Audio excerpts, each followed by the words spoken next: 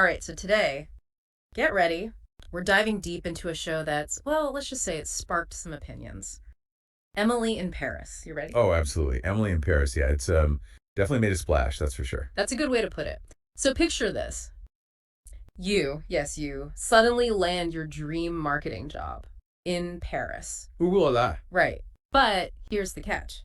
You're totally unprepared for, well, everything Paris throws your way. The whole fish out of water thing, but with, croissants and couture. It's Emily Cooper's world, and we're just living in it, Right. vicariously, of course. Exactly.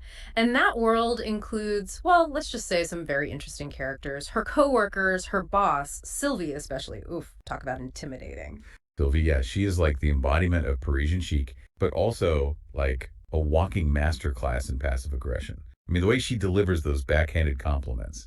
It's an art form. Seriously, an art form. And that's something the show really nails. That culture clash, the American go-getter versus the Parisian ooh la la, we'll get to it eventually, attitude. It's like they're from different planets, speaking different languages, even when they're both speaking French, which, by the way, Emily's attempts at French are something else. Let's just say I wouldn't want to be her French tutor.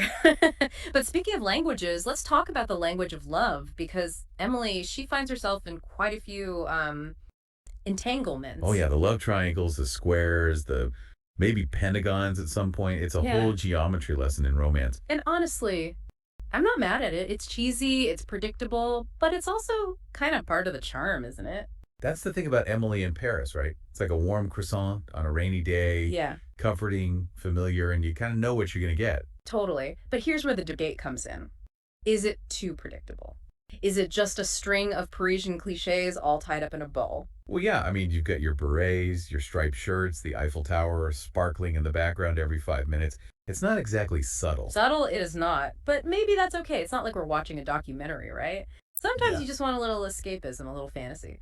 exactly. And that brings up an interesting question. How much does accurate representation actually matter when it comes to pure escapism?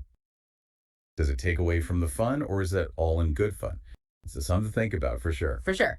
So, to answer the big question, is Emily in Paris worth the watch? In my opinion, yeah, if you're looking for something light, something visually stunning, with just a touch of wish fulfillment, absolutely. I agree. Just don't expect a deep dive into French culture, more like a light dip with a side of cliche. But hey, sometimes that's all you need, right? Absolutely. Sometimes you just need to escape to Paris, even if it's a slightly exaggerated, highly stylized version of it.